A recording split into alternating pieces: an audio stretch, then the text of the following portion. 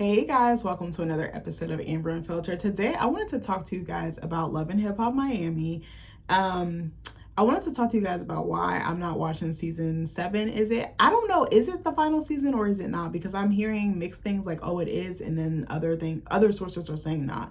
But before I do that, don't forget to like, comment, and subscribe. Also, if you want to cash out me at Amber Unfiltered Show, that'd be greatly appreciated. So girl, I actually a new season. When did the new season premiere? Hold on. I think it premiered like a few, like what, 3 or 4 or 5 weeks ago. Hold on. Hold on. I'm about to tell y'all so I can give y'all exact details. Not me being on a roll. I actually thought about doing one more video after this, but I need to go here soon. I have like another hour, so I might do one. I might not. I don't know. Okay, so it says Love and Hip Hop Miami season 7 premiered on Tuesday, November 4th. Oh, my wedding anniversary, period. 3 years of marriage, baby. At 8 p.m. Eastern Pacific time. I said PT, Jesus. On BET, marking the show's new home after moving from VH1, the first episode titled The Last Laugh. The season brings back familiar faces like Amara La Negra, Trick Daddy, and Trina, alongside new drama and cast members like Michael Blackson, which I don't understand why, because he adds literally nothing to the show. Okay, so I watched episode 1 and I was like, all right, this is cool. The only part I think I really didn't like was Michael Blackson and Rada Darling's storyline. I'm sorry, they don't add anything to it. They're not, like, I don't think Michael Blackson's that funny. I'm sorry, I said what I said, and I'm probably gonna drag him for filth because I can't stand him. But it's not. I'm not even trying to like go off his looks or anything. I think it's his behavior that's really repulsive to me. I just can't stand men who can't be faithful, who always need to sling left and right. I can't stand men who drag women through the mud like that. But Miss Rada Darling signed up for it, and her adding these stipulations, it's not going to make a tiger change his stripes. I said what I said. But I'm also just tired of seeing, unfortunately, Black men be cheaters and be rewarded for it and given a platform for it. I think that's the reason, one of the main reasons why I don't want to watch the show no more. So I watched season 1, episode 1, excuse me. I was cool with it. And this is actually one of my favorite Love and Hip Hops besides New York and besides Hollywood. I still don't understand why they don't have Hollywood back.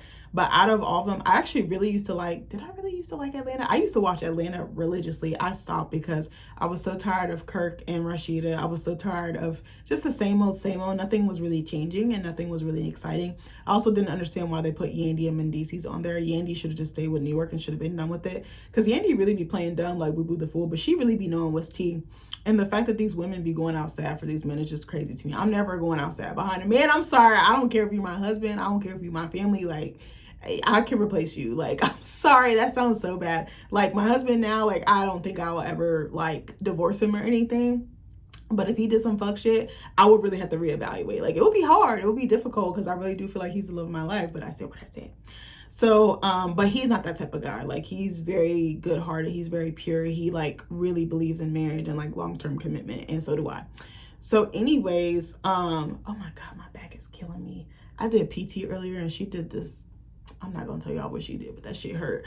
But anyway, what was I finna say? So, I tried to watch episode 2, and it was so bad. It was, like, pulling teeth. Like, it felt like a telenovela or like a soap opera. Like, it was so, like, I think was it the episode, it might have been 3, it might have been episode 2 or 3, but I remember I was watching it and fucking Joy poured the water on Trick. It just felt so staged, so scripted. It didn't have that like freshness, that originality. Like, I know reality TV is scripted, I'm not stupid, I know it's scripted, but I think some production and like some input from the production team is key because it can make a more cohesive storyline, a more cohesive character, and more like dramatic or, you know, whatever plot.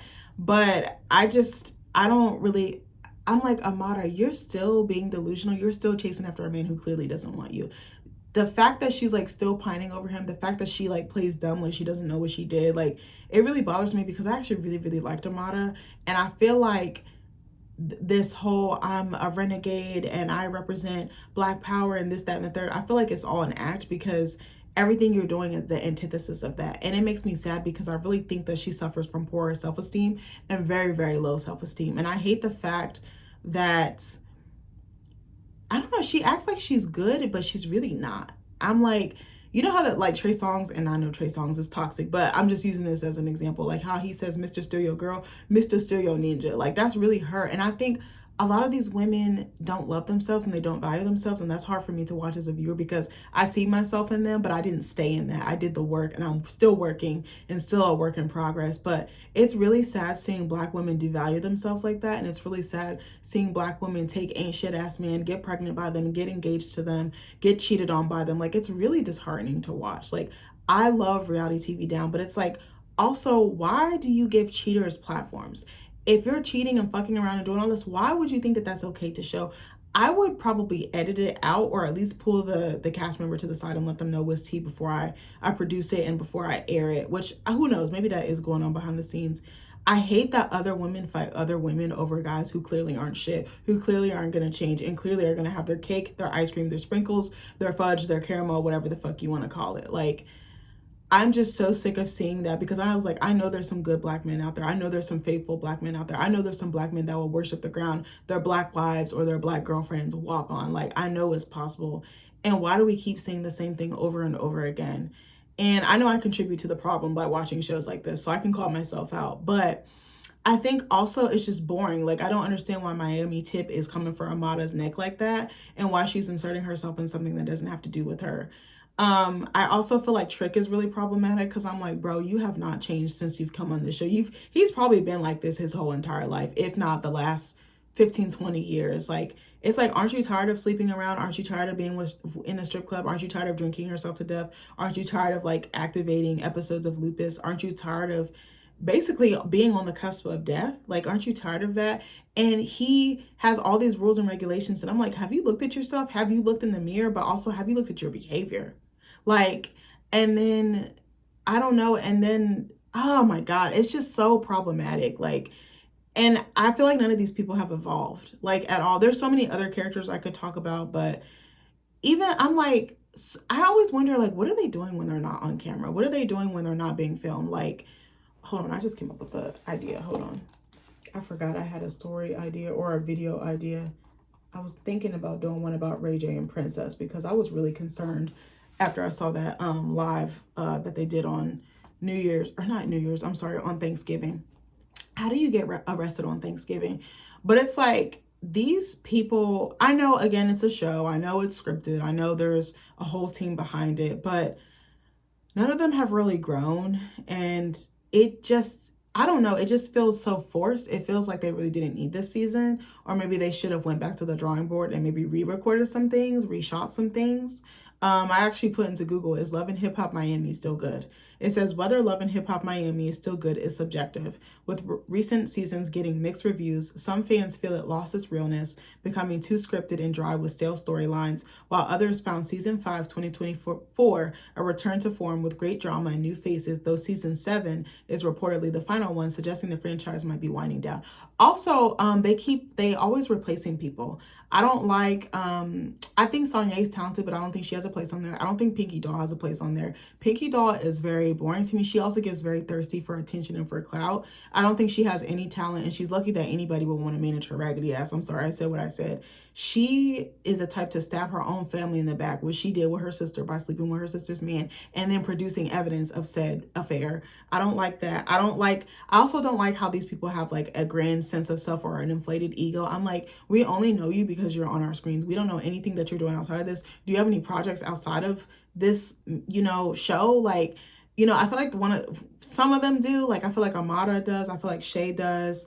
Probably Trick Daddy and Trina, and maybe that's about it. Maybe some of the other ones, but I'm like, you see, the other thing that kills me is you see them like recording and putting together products, but then you can't actually purchase it online, or you can't see it. There's no actual footprint. Remember I told y'all that video that Trina, my body touching my diamonds. Remember she did that like fucking horrible ass rap with Swerve? Remember I tried to look on YouTube to see if the video was actually legit. A lot of it is very fake. Like Amada doing the perfume, sometimes the photo shoots that they have, Eliza with the castor oil, the hair oil. I'm like, and I've looked, where the fuck is, what's her name? The girl with the E.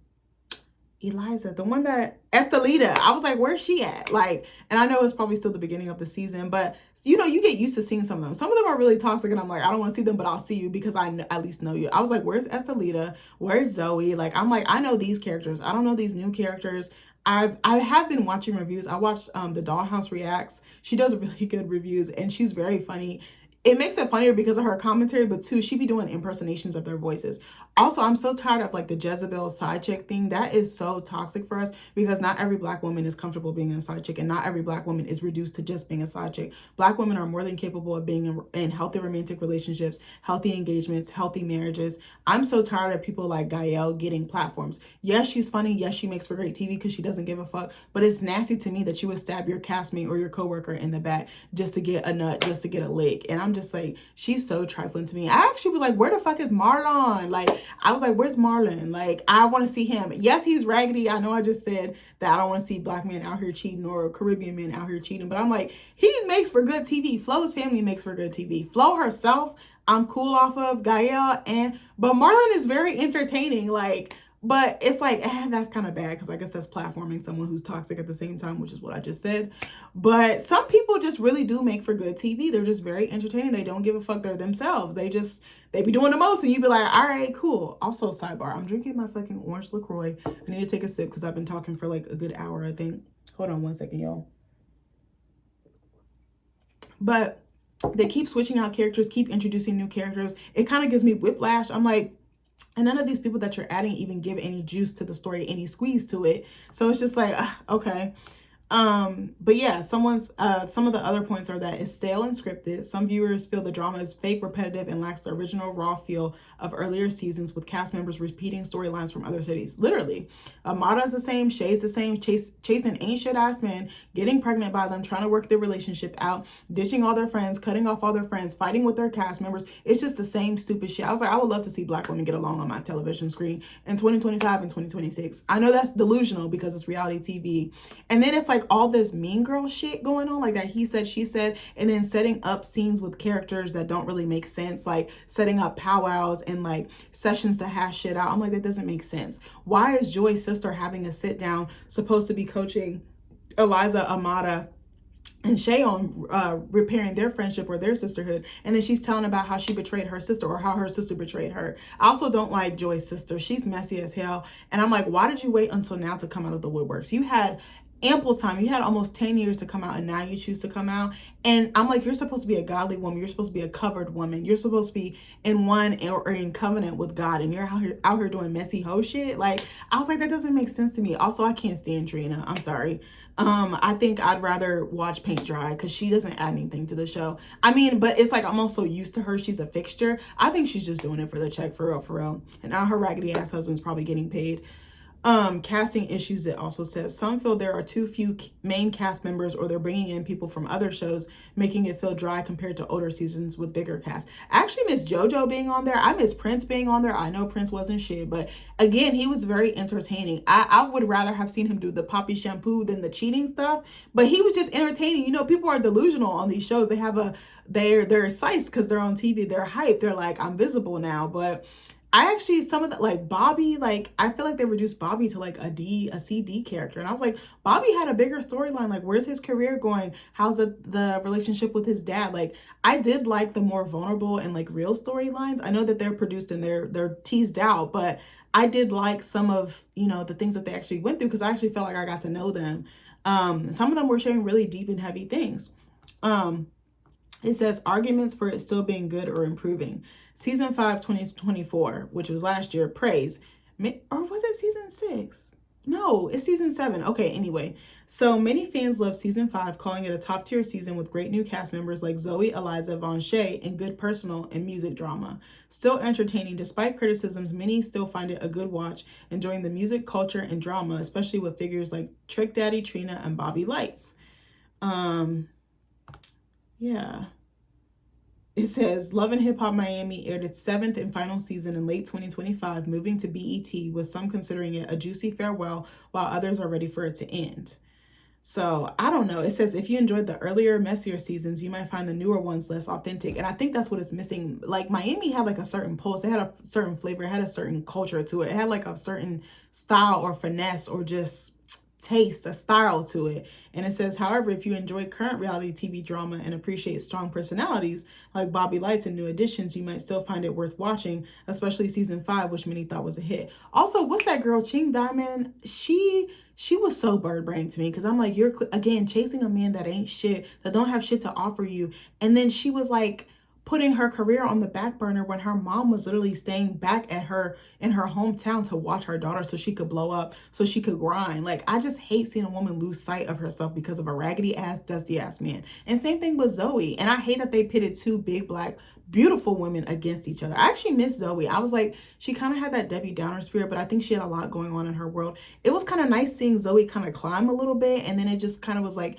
it felt stagnant. But I don't know. It's not giving this season. And I was like, I can't watch this. It felt too curated. It felt too scripted. It felt too inauthentic. It just felt like the cast was gasping for straws, for storylines, and just for airtime and just for visibility. And I hate that because I actually really loved the show. I really liked Shay for a long time. I really liked Amara for a long time. And then seeing even them beef, it's like a cycle. Like, they'd be good, something would happen, Shay would attack her, she would go below the belt, Amara would attack her, I play Boo Boo the Fool, and then it's just repeated. Like, it's always them repairing something, and it's like, maybe you guys don't need to be friends, maybe you just need to be coworkers and be cordial. And sometimes it could just be that. It really could just be that.